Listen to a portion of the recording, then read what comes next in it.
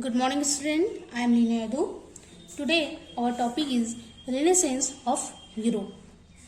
The Renaissance was a movement that started in the 14th century in Italy and lasted till the 17th century.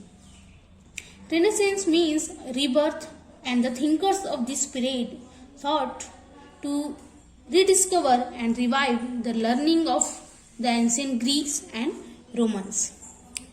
Ideological revolution, Hindi में इसे वैचारिक क्रांति कहा जाता है। विचारों से ही क्रांति संभव है। इन 15th century, Renaissance of Europe correlates with ideal revolution. Ancient epics in languages like Greek, Latin, etc. have been converted into local languages and studies of those started freshly. Due to discovery of printing machine, availability of books in large number were easy and at a lower cost in that time. Therefore, propaganda of knowledge was fast. Because of knowledge of ancient ideas and modern views, the idea revolution got a new direction. As the ancient epics beliefs in intelligence and importance of materialism in common life, etc., started to find the roots in Europe. So, in 15th century, Renaissance of Europe correlates with ideal revolution. So, student, 15th century में Europe में renaissance मतलब पुनर्जागरण की शुरुआत हुई, वो भी एक वैचारिक क्रांति के साथ। Ancient epics in languages like Greek, Latin, etc. have been converted into local languages and studies of those started freshly.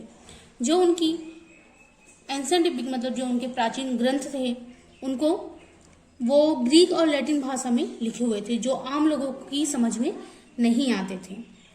तो उन बुक्स को, उन ग्रंथ को लोकल लैंग्वेज में कन्वर्ट किया गया ताकि लोग उसे फिर से नए सिरे से पढ़ सकें। Due to discovery of printing machine, availability of books in large number were easy and at lower cost in that time. ठीक उसी समय प्रिंटिंग मशीन का इन्वेंशन हुआ था और प्रिंटिंग मशीन की अवेलेबिलिटी मतलब उपलब्धता होने की वजह से जो बुक्स ग्रंथ जो हुए वो लार्ज नंबर में लोगों को उपलब्ध हुए और बहुत ही लोअर कॉस्ट में लोगों को मिलने लगे। Therefore, propaganda of knowledge was fast. Because of knowledge of ancient ideas and modern views, the ideal revolution got a new direction.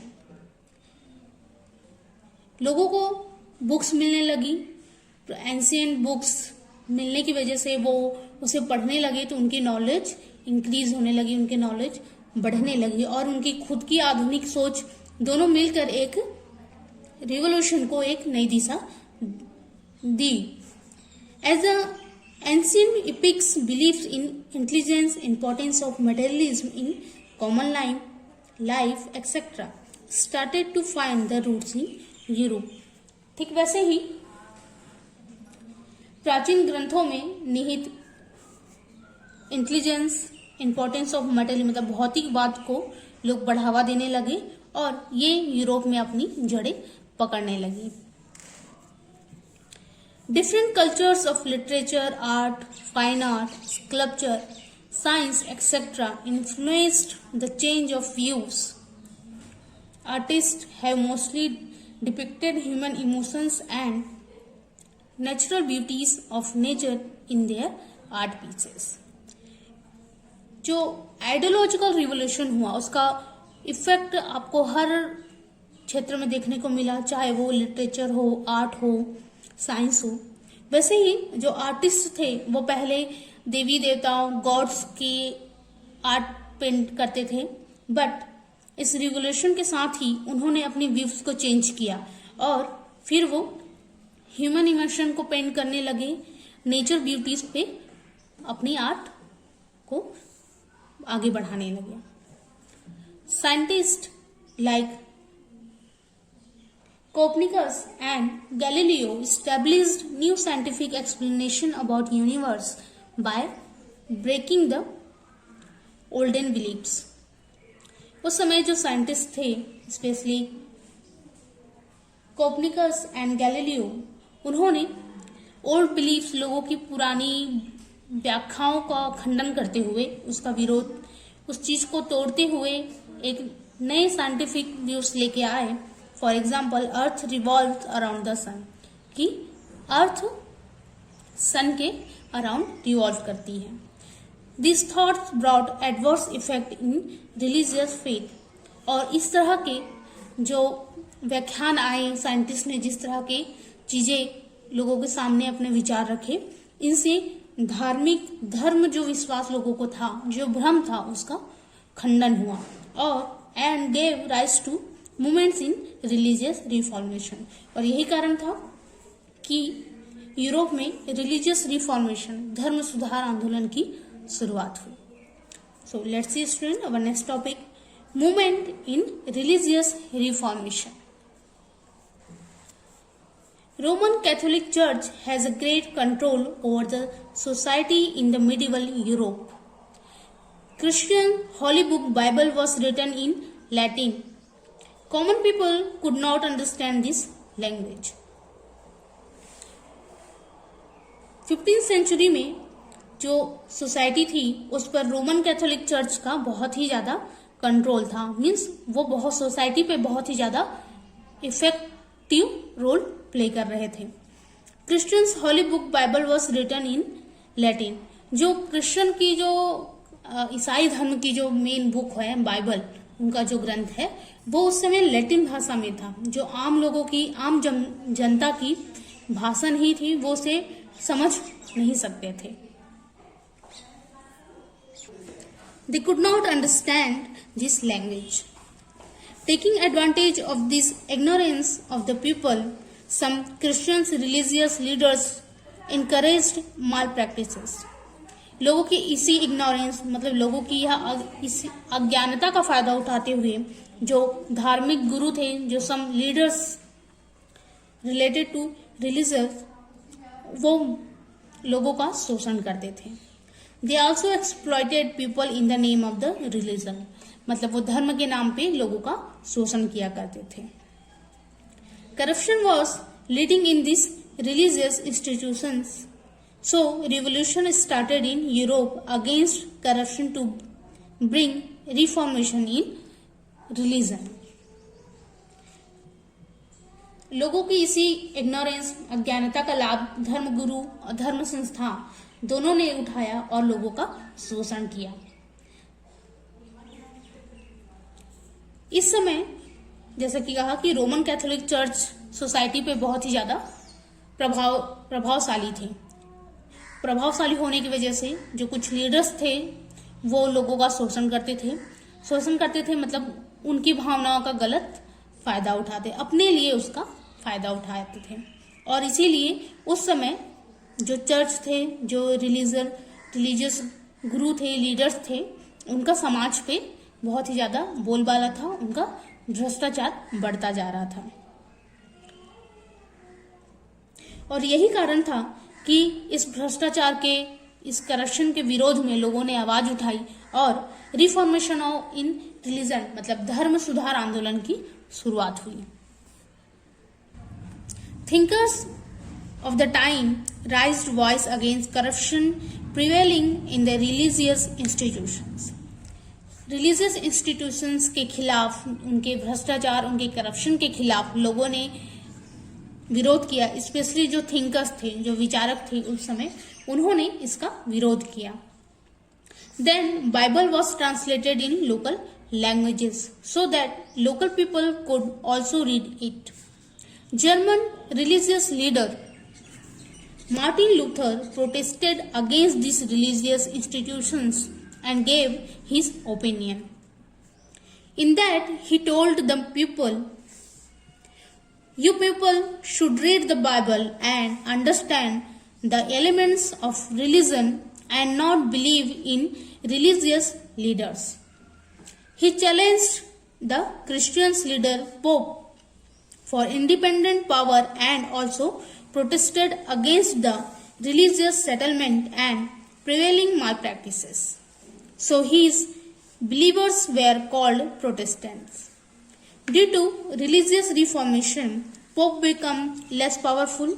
Some European rulers also denied to follow the empowerment of the Pope. One of them was King Henry VIII.